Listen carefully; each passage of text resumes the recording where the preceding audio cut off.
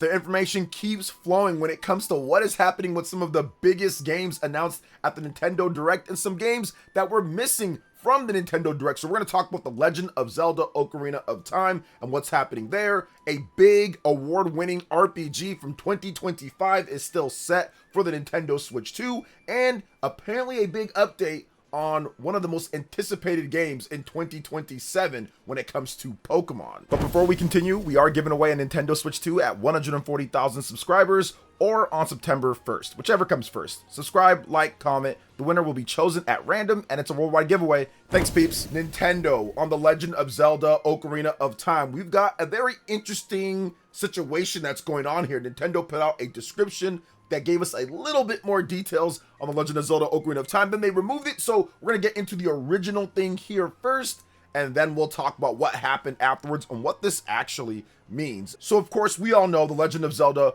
Ocarina of Time Reborn, Remake, Reimagining, whatever this thing is, it's coming back and people are very excited about it. One of the highest viewed trailers, one of the best announcements. People were kind of going crazy when it comes to the old school peeps that maybe haven't played games in years and people that just grew up playing the game. So that was a cool announcement, but fans have been left wondering, okay, well, exactly what is this going to be about? How extensive is it going to be outside of what they showed us? Just a brief glimpse at Link lying down in the bed there, but we do got a little bit of an update before it was removed. And if you search on the North American Ocarina of Time Remake website online, you'll be shown a link to Nintendo's site and a brief description which isn't present on the page. It states this, or it stated this, quote, "The N64 classic Reborn as a full remake on Nintendo Switch 2, experience Ocarina of Time with stunning visuals,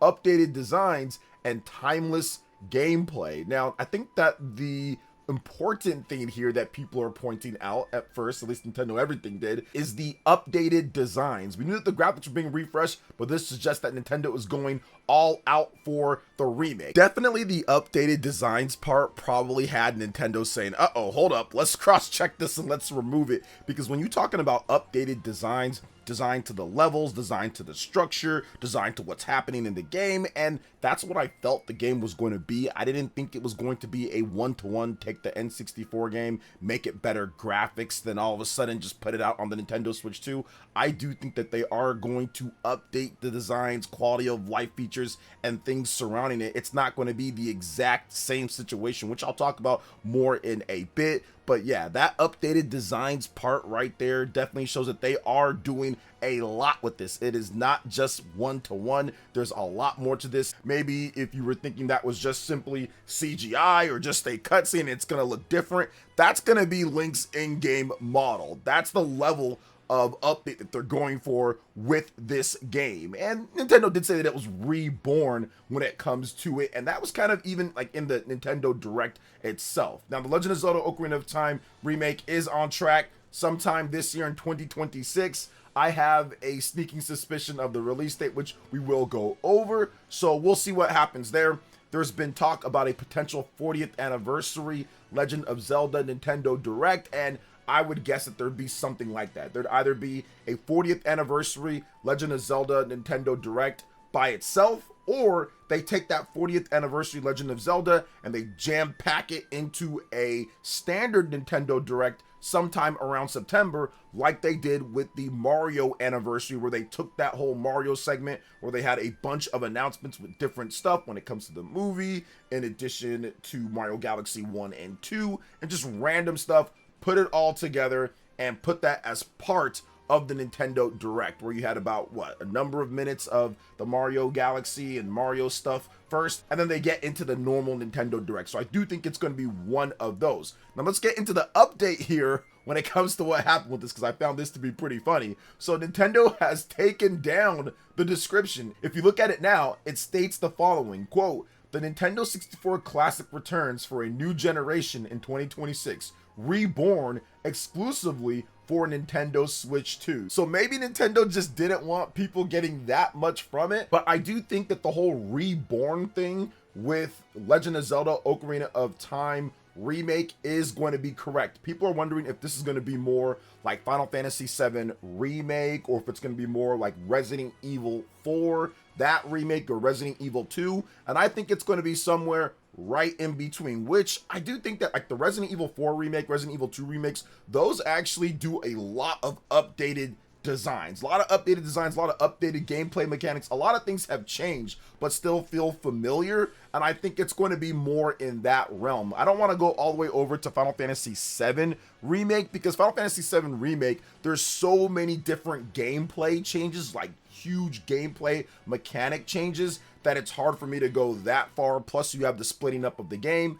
But I do think that the massive overhaul in graphics and some of the updated gameplay things that tie back, there might be some stuff like that. But I do think that it's going to be more in line with Resident Evil 2, Resident Evil 4, where you have the base structure, everything's there, the game is complete when it comes to the content from start to finish, and then you have a massive overhaul on the graphics in the game, and then you have some updated gameplay stuff. Gameplay still feels somewhat similar to what you remember, but because of the massive overhaul in graphics and because of the different updates they've done here and there, quality of life features, it's going to feel different, it's going to play different, it's going to look different, but still feel familiar at the same time, if that makes any type of sense. That's kind of how Resident Evil 4 Remake and Resident Evil 2 Remake feel to me. I played those originals back in the day, but when you play the remakes, like, oh wow, that is definitely a little bit of a different touch here. So that's what I'm guessing with Legend of Zelda Ocarina of Time Remake here. I think that they definitely have to update a lot of this stuff, because it would be so weird to see Link in this high quality of graphics and all that, and he's swinging his sword like still like he did on the N64. They're going to have to update the animations, they're going to have to update some of the quality of life features, they're going to have to make the world way more detailed. I mean, it's barren when it comes to like today's standards of graphics, like with Hyrule Field or with some of the different dungeons, so you can't have it to where it just looks exactly the same, but just like 4K or something like that. So they're going to have to add quite a bit of variation, but then still keep the bones or the structure of what made the gameplay timeless, as they say, which I do think that it is pretty much timeless gameplay. You can go back and play Majora's Mask, or you could play The Legend of Zelda Ocarina of Time, and it still plays really good. I mean, they did a lot with not a lot of resources with the N64. Good power when it comes to GPU, but sometimes the memory resources and all that was a nightmare. They've got a lot more to work with here with the Nintendo Switch 2. So I think it's going to be a lot of fun to see exactly how this one plays out. But we also have to see how another award-winning RPG plays out on the Nintendo Switch 2, because Nate the Hate is still talking about a few different games that were not discussed at the Nintendo Direct, and that is Expedition 33, my game of the year for 2025 last year. And on Twitter, there was a user that asked Nate the Hate about Clair Obscur Expedition 33, if it's still planned to come to the Nintendo Switch 2, and Nate straight up says it'll come to Switch 2 this year. So he is still very confident that it's coming, and Nate's been dead on with a lot of his stuff that he talks about here. Now, I want to discuss this just a little bit more, because I do think that Expedition 33 is one of those games that it hits you like a truck when it comes to the story, the cinematics, even aspects of the gameplay, the music. There are so many cool things. It's taken a lot of different things that you might like in other RPGs and kind of put them together in a presentation and a package that's very unique, very different from your typical JRPG,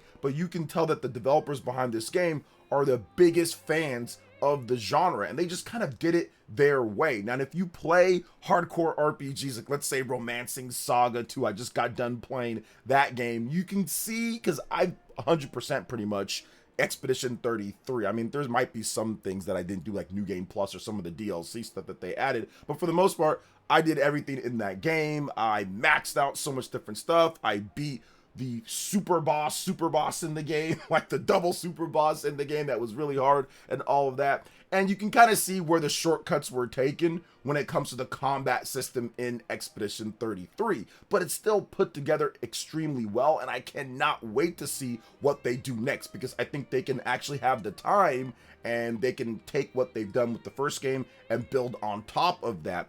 But I do think that this game would still be awesome to be able to play on the Nintendo Switch 2 anywhere that you want, and it's a natural just progression of this. I don't think their next game is going to be ready anytime soon. They've already sold over 8 million copies of this game in about a year plus now at this point. That is incredible for a traditional JRPG like type of game in the modern day. So you put the Nintendo Switch 2 version out there and you're definitely hitting 10 million plus lifetime when it comes to Expedition, because like I said, their next game probably isn't going to be ready anytime soon. So having a Nintendo Switch 2 port is just a no-brainer. It's obviously going to be happening. They've flushed with cash. They've got plenty of money coming in from the sales of the game and their funding and Game Pass and all of that. So I do think that Expedition 33 is going to be set for the Nintendo Switch 2 this year. Now we potentially still do have another Nintendo Direct to kind of get into. We could have another partner showcase.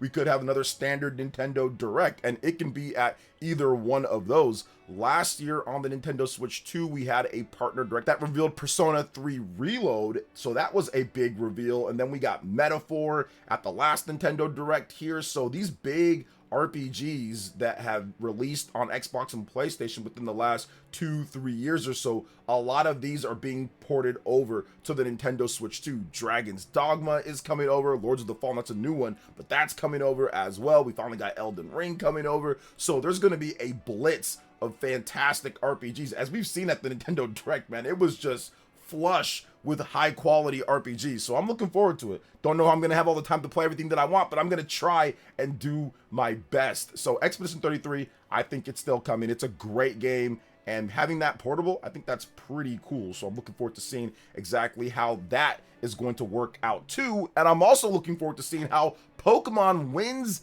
and Waves is going to work out, because this is the most time that they have waited when it comes to a mainline Pokemon game. The Pokemon Company, Game Freak, Nintendo, they might be cooking here on what's going on. Now, Centro is reporting that Pokemon Winds and Waves is currently planning a September 2027 release. Now, this is an internal target month the development teams are working towards, of course, subject to changes or delays. And September seems maybe a bit later than I thought. I thought it would be early 2027, because usually the Pokemon games, when they reveal them, it takes about a year. That's usually when they do it. Like Pokemon Legends Arceus, for example, when it was revealed and when it launched. I think even Pokemon Scarlet and Violet, Pokemon Sword and Shield, a lot of the games in the past, they reveal it and then it comes out within about a year or so. They don't really go too much over that target. So this would be a bit over the target. They revealed it in February of 2026 this year. And then if they go to September, that'd be a year and a half plus. But they are doing things differently here. There was a lot, and I mean a ton, of backlash and problems after Pokemon Scarlet and Violet, and people just revolted. You got people who don't even play Pokemon that were talking about this and making videos and saying, how can they do this to me, and all this different type of stuff, or how can they do this to fans out there? It's the biggest entertainment franchise, and a lot of that was completely right. It is one of the biggest, if not the biggest, entertainment franchise when it comes to gaming, and they need to do a better job with it. So I think that's what this is. Now, Andy Robinson from VGC reported that the Pokemon Company and Game Freak and Nintendo took all of that very seriously, and people didn't believe him. They're like, yeah, well, I'll believe it when I see it. Well, there's definitely seeing it now at this point, because this would be the longest, if this release window actually holds up, this would be the longest that it takes. And I would say this, from the first debut trailer, this is by far the best showing for a Pokemon game that I have seen, for a main or big Pokemon game that I've seen, because usually they look way crustier. Now, you have the Nintendo Switch 2, which the Nintendo Switch 2 is significantly better than anything that Game Freak has ever worked on. And they were behind from the beginning, because while everyone was making HD games, they were making games on the Nintendo 3DS when it comes to Pokemon, and then they completely skipped the Wii U. So they went from 3DS to the Nintendo Switch 1, and I think there was definitely some growing pains along with some of the limitations of the Nintendo Switch 1, but it still should have been significantly better than what it is. However, with the Nintendo Switch 2, and because they are behind a bit, but the Switch 2 gives you so much more resources, so much more power. You've got way more overhead. So while Pokemon Winds and Waves probably isn't going to be as graphically intensive as the best on the Nintendo Switch 2, it's going to be better than what we saw on the Nintendo Switch 1, as we've already seen with the first just debut trailer of the game. The water, the environments, the characters, everything already looks a lot better than what they showed off with like Pokemon Legends Arceus or Pokemon Scarlet and Violet, those first trailers, because those were so rough. People were like, oh my gosh, what is going on here? They need to fire Game Freak and get somebody else to do it, even though there's no way that's going to happen. But that was the sentiment that was going around with people online. Now, obviously, it's different when it comes to the actual games and people buying them and playing them and the sales. People love Pokemon Scarlet and Violet. People love Pokemon Legends Arceus. People love Pokemon Legends ZA.